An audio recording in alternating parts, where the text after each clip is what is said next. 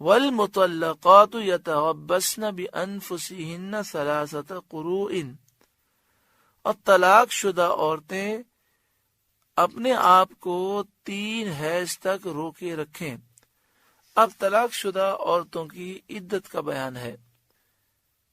کہ جس عورت کو طلاق ہو جائے اس کی عدت 3 حیض ہے۔ یہاں پر یہ ذکر ہوا تھا کہ 4 مہینے گزر جائیں گے اس طرح تو ایک طلاق بائن ہو جائے گی۔ طلاق 1 ہو، 2 ہو، 3 ہو، بائن ہو کہ رجی ہو، ہر صورت میں عورت پر عدت لازم ہوتی ہے۔ ایسی خاتون جنہیں بڑھاپے کی وجہ سے حیض نہ آتا ہو ان کی عدت 3 مہینے ہے، اور جو خاتون حاملہ ہو تو اس کی عدت بچے کی پیدائش تک ہے۔ یہاں پر طلاق بائن کا ذکر کیا گیا تو مسئلہ یاد رکھیں کہ طلاق کی 2 قسمیں ہوتی ہیں، بائن اور رجی۔ بائن کون سی ہے، رجی کون سی ہے، اس کی کافی تفصیلات ہیں، لیکن یہ مسئلہ یاد رکھیں کہ جب مفتی صاحب آپ کو یہ بتائیں کہ طلاق رجی پڑ گئی، 1 طلاق رجی ہو یا 2 طلاق رجی ہو، تو اس میں ہوتا یہ ہے کہ عدت کے دوران شوہر رجوع کر سکتا ہے، یعنی عدت کے دوران وہ یہ کہے کہ میں نے رجوع کیا، آپ کو اپنے نکاح میں دوبارہ لے لیا، تو یہ کہنے سے عدت ختم ہو جاتی ہے اور میاں بیوی کے تعلقات اور زندگی کا وہ نظام دوبارہ وہ قائم کیا جا سکتا ہے۔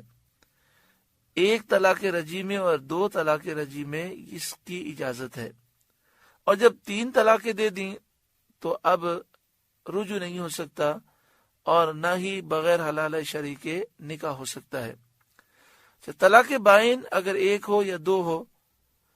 تو اس میں حکم یہ ہے کہ عدت کے دوران رجوع نہیں ہو سکتا، عدت کے دوران بھی اگر شوہر سلو کرنا چاہتا ہے تو اس کے لیے نکاح کرنا ضروری ہے۔ ایک مسئلہ یہ بھی یاد رکھیں کہ طلاق رجی دی گئی، عدت گزر گئی اور رجوع نہیں کیا گیا، تو اب دوبارہ سلو کرنے کا طریقہ یہ ہے کہ دوبارہ نکاح کیا جائے۔ ہو سکتا ہے ہمارے بہت سارے بھائیوں اور بہنوں کے سر کے اوپر سے مسائل گزر گئے ہوں، مسائل سمجھنے مشکل ہوئی ہو، لیکن یہ مسائل ذکر اس لیے کیے گئے کہ یہاں قرآن مجید فرقان حمید کی آیت کو سمجھانا مقصود ہے، اور دوسری بات یہ کہ جب کوئی مسئلہ سنا ہوا ہوتا ہے اور سمجھ نہیں آتا تو اتنی تو سمجھ آ جاتی ہے کہ یہاں پر کوئی مسئلہ ہے، اس لیے کبھی بھی کوئی ایسے معاملات پیدا ہوں تو سنی صحیح العقیدہ مفتی سے ضرور رجوع کرنا چاہیے۔ یہاں پر طلاق کی ہم نے گفتگو کی، اللہ تبارک و تعالی ہمارے مسلم معاشرے کی حفاظت فرمائے۔ بڑی تیزی کے ساتھ طلاق کا رجحان بڑھتا جا رہا ہے، اور اس کی جو وجہ ہے وہ آپ کو معلوم ہے کہ دین سے دوری ہے۔ جب انسان دین سے دور ہوتا ہے، نمازوں اور پرہیزگاری سے دور ہوتا ہے تو اسے سکون نہیں ہوتا، اس میں چڑچڑاپن اور خود غرضی پائی جاتی ہے، بات بات پہ غصہ کرنا، اور پھر ایسے موقع پر انسان اپنے انجام کو نہیں سوچتا اور فیصلہ کر لیتا ہے، بعد میں اسے افسوس ہوتا ہے۔ مشکات شریف صفحہ نمبر 284، باب الخلع والطلاق۔ قال علی رسول اللہ صلی اللہ علیہ وآلہ وسلم، حضرت معاذ فرماتے ہیں کہ رسول اللہ صلی اللہ علیہ وآلہ وسلم نے مجھ سے فرمایا، یا معاذ ما خلق اللہ شیئا علی وجہ الارض احب الیہ من الاتاق۔ اے معاذ، اللہ نے زمین پر جتنی چیزیں پیدا فرمائیں ان میں سب سے زیادہ محبوب اللہ کی بارگاہ میں کسی غلام کو آزاد کرنا ہے۔ فی زمانہ غلام تو نہیں ہے، لیکن جیلوں میں بے گناہ قیدی ہیں، اس طرح جو لوگ پھنسے ہوئے ہیں ان کی مدد کرنا بہت بڑی نیکی ہے۔ ولا خلق اللہ شیئا علی وجہ الارض ابغض الیہ من الطلاق۔ اے معاذ، اللہ تبارک و تعالی نے زمین پر جتنی چیزیں پیدا فرمائیں ان میں سب سے ناپسندیدہ چیز اللہ کو طلاق ہے۔ ابو داؤد شریف بابن فی کراہت الطلاق۔ حضرت عبداللہ بن عمر رضی اللہ تعالی عنہما راوی ہیں، نبی اکرم صلی اللہ علیہ وآلہ وسلم نے فرمایا ابغض الحلال الی اللہ الطلاق، تمام حلال کاموں میں سب سے ناپسندیدہ جو اللہ کی بارگاہ میں ہے وہ طلاق دینا ہے۔ طلاق جب واقع ہو جاتی ہے تو شیطان بہت خوش ہوتا ہے۔ کنز العمال 5ویں جلد صفحہ نمبر 159، حدیث نمبر 3258، ان النبی صلی اللہ علیہ وآلہ وسلم قال، نبی اکرم صلی اللہ علیہ وآلہ وسلم نے ارشاد فرمایا ان ابلیس یدعو عرشہ علی الماء، بے شک شیطان اپنا تخت سمندر پر بچھاتا ہے، ثم یبعث سرایا، پھر وہ لشکر بھیجتا ہے لوگوں کو بہکانے کے لیے، فَأَدْنَاهُمْ مِنْهُ مَنْزِلَةً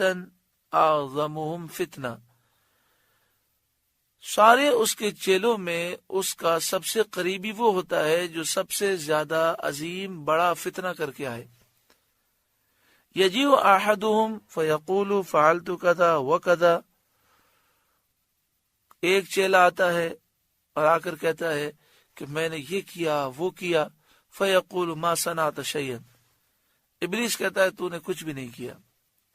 وَيَجِيءُ أَحَدُهُمْ فَيَقُولُ مَا تَرَكْتُ حَتَّى فَرَّقْتُ بَيْنَهُ وَبَيْنَ أَهْلِهِ، ایک چیلا آ کر یہ کہتا ہے کہ میں نے میاں بیوی کے درمیان لڑائی کرا دی، غلط فہمی کر دی، دونوں میں لڑائی ہوتی رہی، میں ہلا نہیں جب تک کہ میں نے ان میں طلاق نہ کرا دی، جدائی نہ کرا دی۔ ایسا ہی ہوتا ہے، غصہ آتا ہے، غصہ انتہائی بڑھ جاتا ہے اور پھر بہت بڑی غلطی ہو جاتی ہے، بعد میں افسوس ہوتا ہے۔ فَيُدْنِيهِ مِنْهُ، پیارے آقا صلی اللہ علیہ وسلم فرماتے ہیں وہ اسے اپنے قریب کر دیتا ہے، سینے سے لگا لیتا ہے، وَيَقُولُ نَعَمْ أَنْتَ، اور کہتا ہے کام تو صرف تو نہیں کیا ہے۔ انہیں آپ سوچیں کہ جب میاں بیوی کی لڑائی ہو اور لڑائی کا انجام یہ ہو کہ آپس میں جدائی ہو جائے تو اس سے شیطان کتنا خوش ہوتا ہے۔ کیوں؟ اس لیے کہ پھر دونوں خاندانوں میں نفرتیں پیدا ہوتی ہیں، غیبت، چغلی، آپس میں حسد، کینہ، بغض، عداوتیں، پھر مرد بھی عورت کی غیبت کرتا ہے، عورت بھی مرد کی غیبت کرتی ہے، پھر گناہوں کے راستے کھل جاتے ہیں، بچوں کا مستقبل برباد ہو جاتا ہے۔ اس لیے مردوں کو بھی چاہیے کہ وہ عقل سے کام لیں، عورتوں کو بھی چاہیے عقل سے کام لیں۔ ویسے عام طور پر ہوتا یہی ہے کہ عورت ہی اس معاملے میں سمجھدار ہوتی ہے، اللہ تعالیٰ نے اس میں برداشت رکھی ہے، وہ ایسے موقع پر خاموش ہو جاتی ہے اور برداشت کر کے اپنے گھر کو بچاتی ہے، اور پھر مرد کو بعد میں احساس دلاتی ہے کہ یہ اتنا آپ کا غصہ انتہائی سخت نقصان دہ ہے۔ اللہ تبارک و تعالی ہمارے بھائیوں کو بھی عقل عطا فرمائے، ہماری بہنوں کو بھی عقل عطا فرمائے، اور یہ دعا فرمائے کہ یہ جو نحوستیں ہیں یہ موبائل کی ہیں، یہ ٹی وی کی نحوستیں ہیں، کہ جب گھر میں اتنی فحاشی اور یعنی ہو، بے پردگی ہو اور اتنے گناہ کیے جائیں، نمازوں سے دوری ہو، تو پھر شیطان کا قبضہ ہو جاتا ہے۔ اللہ تعالی ہمارے ہر گھرانے کو جنتی گھرانہ بنائے، سکون، چین، اطمینان نصیب فرمائے۔